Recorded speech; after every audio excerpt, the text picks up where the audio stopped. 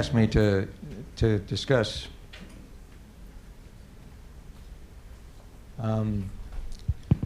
lessons learned. I'm happy to do this. I'm hesitant only because when we're talking about lessons learned, usually I'm talking to grandchildren or children who have done something wrong, and they ask them, well, did you learn anything? But here, that's where we are in exstrophy, and the basic point of this is that things are changing.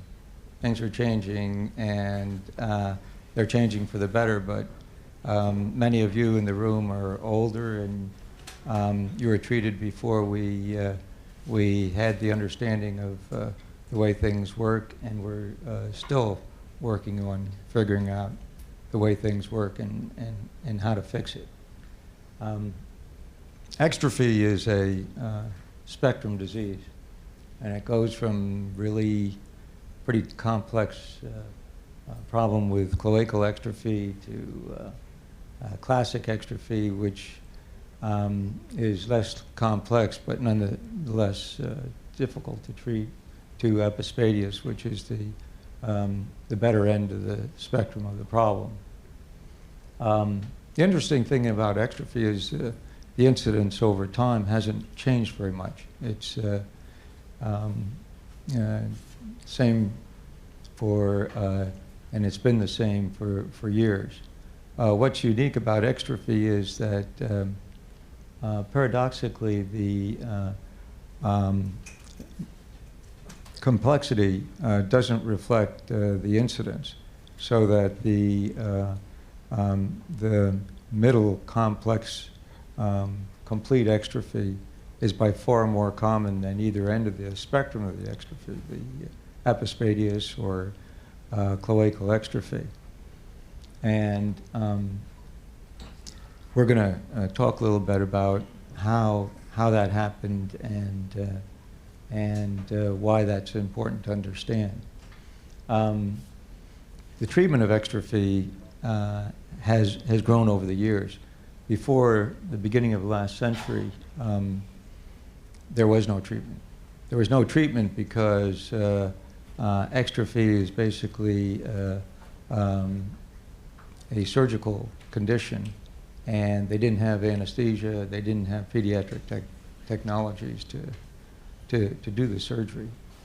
In the early 1900s, there were a few physicians who did try to repair epispadias, the good end of the spectrum, but they developed techniques, some of which are modifications we use today. Cantwell was a surgeon in New Jersey who really first wrote about treating epispadias. But it wasn't then up until about 1950s or so. The only treatment we had was really diversion, which means the urine was diverted and the bladder plate was either removed or turned in as a small pouch. That diversion was usually to plug the ureters into the colon. But in the 1960s, that's 50 years ago or more,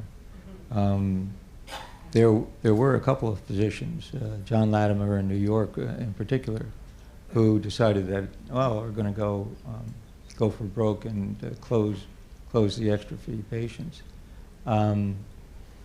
But the results wasn't very good because a lot of the patients went into urinary retention, and they didn't know how to treat that.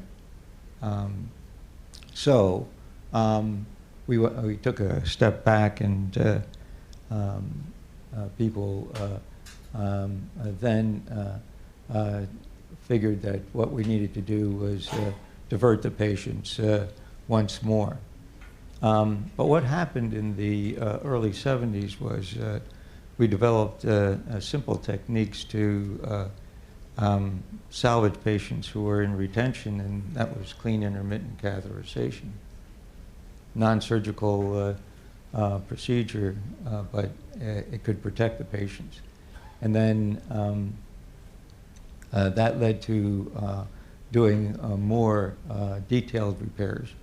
And in the 1970s and 80s, Bob Jeffs and Tate Chisholm and Julian Ansel, actually in Seattle, were doing a reconstruction in which they staged it so that it was a more gentle approach to complete closure.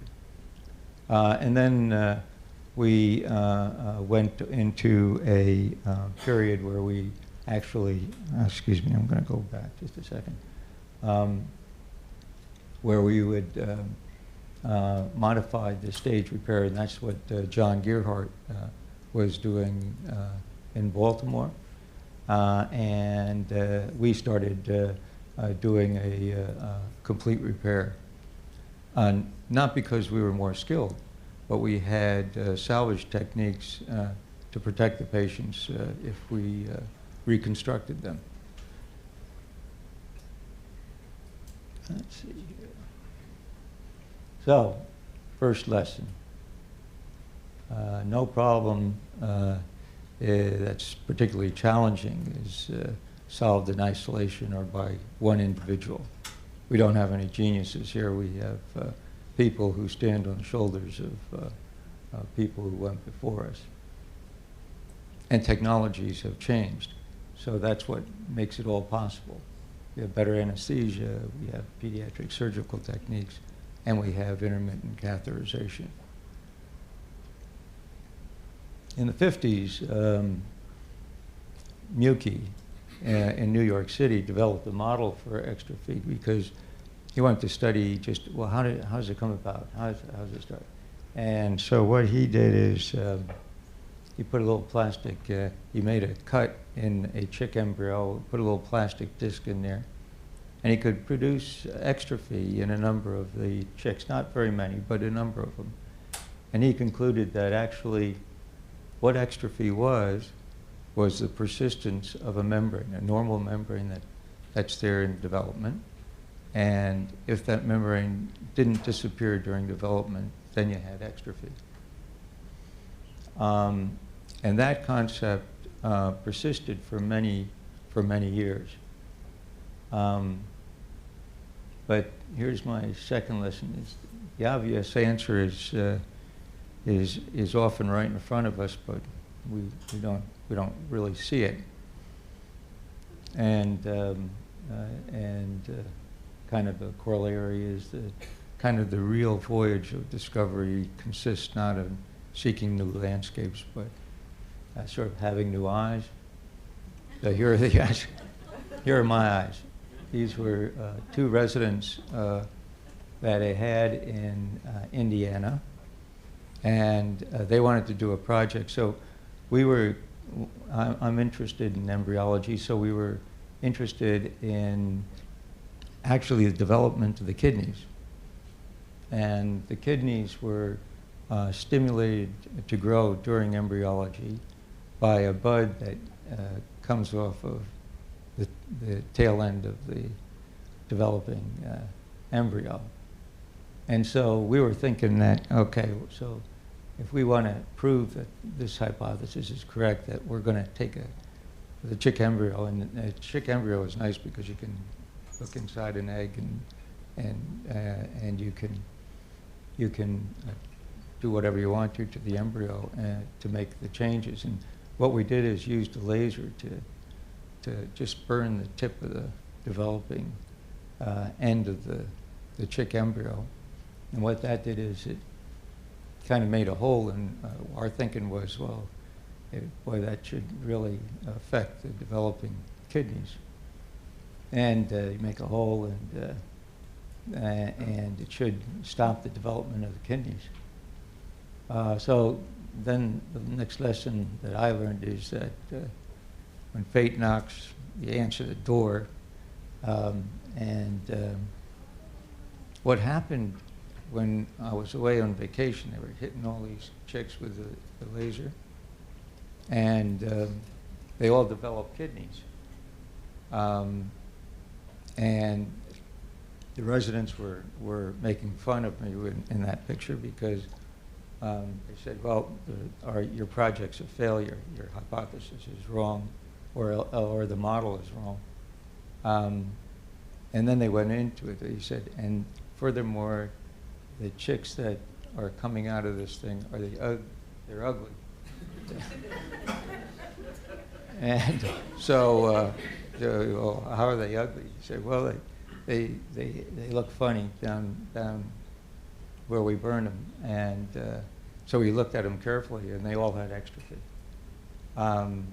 So we changed the name of the project. So now we're working with exstrophy, and we're understanding what happens. And so the hypothesis is demonstrated here. You see,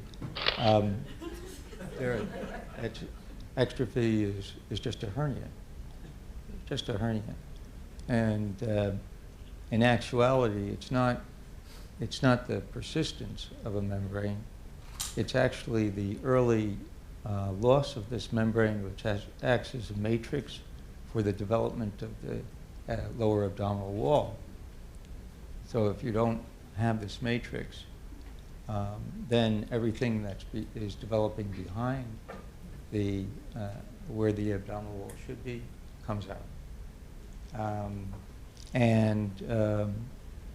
That's what exstrophy is.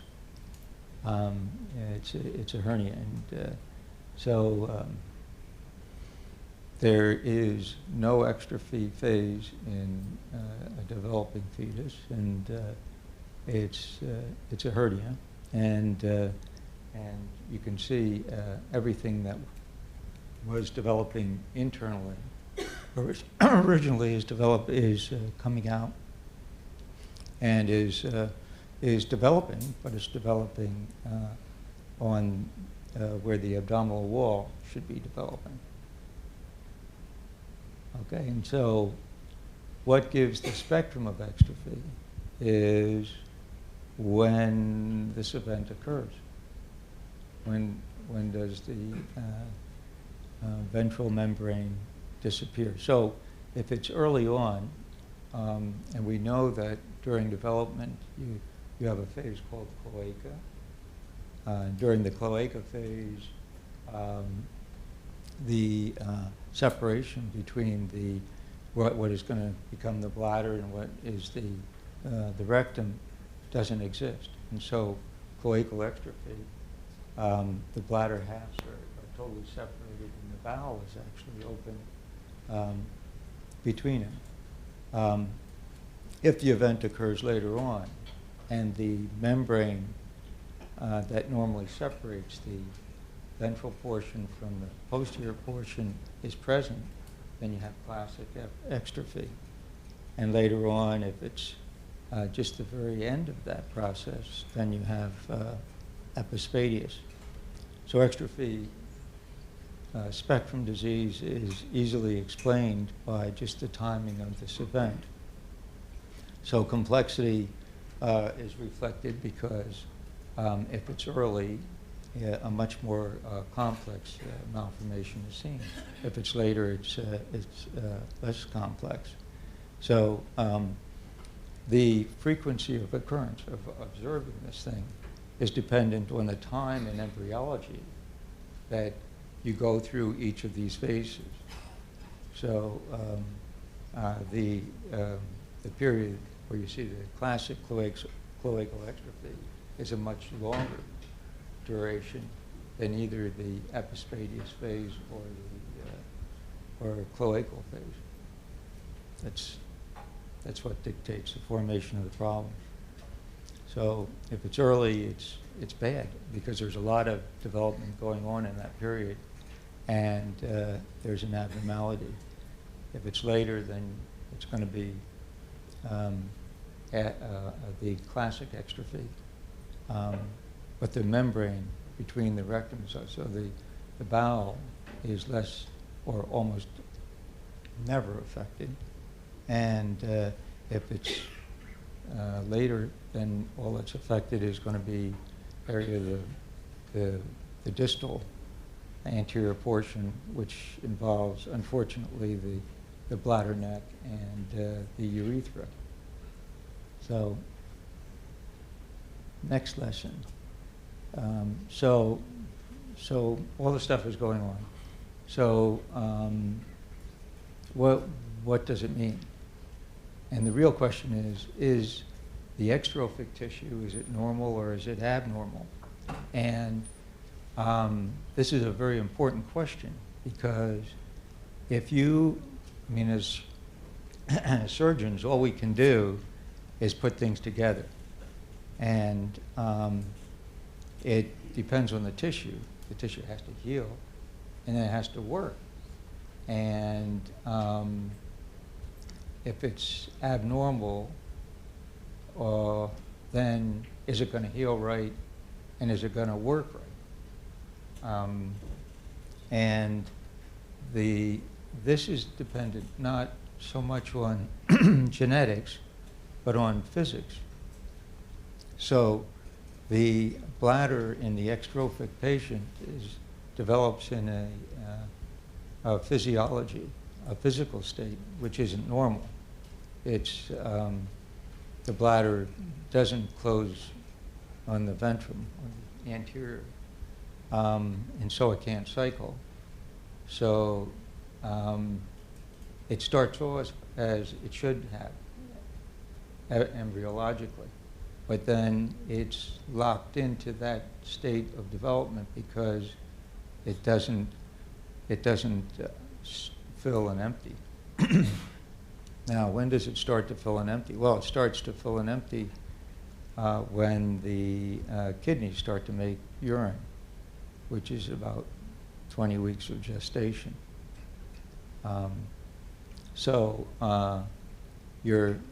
The extrophy patient is behind in development as far as the bladder is concerned. But the real question is, okay, but how abnormal is that tissue, and can that tissue change if you get it cycling, if you get it working? And how do you do that? Well, you have to put it back together again. So lesson number 5 is we have come to really appreciate that an abnormal bladder at birth, and extrophy certainly fits that category. It can change with appropriate stimuli, and the appropriate stimuli would be filling and emptying. So then another lesson. Actually, most of the extrophic tissues seem to have reasonable potential to change under proper stimuli. And the only exception to that is it depends on the timing of the event. So if the timing of the original event is really early, the developmental process of those tissues hasn't come to the point where there's potential reversibility. But the good news is that for the classic extrophy, the middle form, and the epispadias, we should have excellent potential for reconstruction if we can get the bladder to cycle right. And the timing of the event is a critical thing. So, so here we are. Extrophy, as far as treatment is concerned, is potentially a surgical disease. It's a problem that should be fixable if we could only do it exactly right, and that's the big bugaboo. And the trouble is that most institutions don't treat enough extrophy because it's so rare. Any one physician can't see enough extrophy patients to really become an expert at treating them. and I'm talking about, just doing the surgical procedure to fix them. So how do you work on that? And I'm going to stop with this slide because this is where we are now. So what we have formed is a consortium with 3 different institutions. And whereas each institution may see 2 or 3 exstrophy patients a year, what we have agreed to is that there are certain physicians at each institution which are absolutely committed to this project. So anytime an exstrophy patient comes to any one of these institutions, all those surgeons have to come together and work on that particular patient. Whereas you see 2 or 3 patients a year, now you're seeing 10 or 12 patients a year. And not only that, what we're doing is we're absolutely standardizing the procedure. So in the same room, same operating theater, we have surgeons from 3 different institutions looking over your shoulder, and we videotape the whole procedure and study it. So we know that we're doing it exactly the same way. It's the first time that I know of where this sort of a study has taken place, and it's really quite remarkable. We started using the complete primary repair that actually we developed here, Rich and I, and it's working out just beautifully. What's our goal? Our goal would be, we think that we can completely repair exstrophy, and we do it in the first few months of life. And we want to do it in one procedure, so that by the time the patients are 6 months of age or so, the genitalia is fixed, the patient's voiding normally, and is healthy. And we've been able to do that.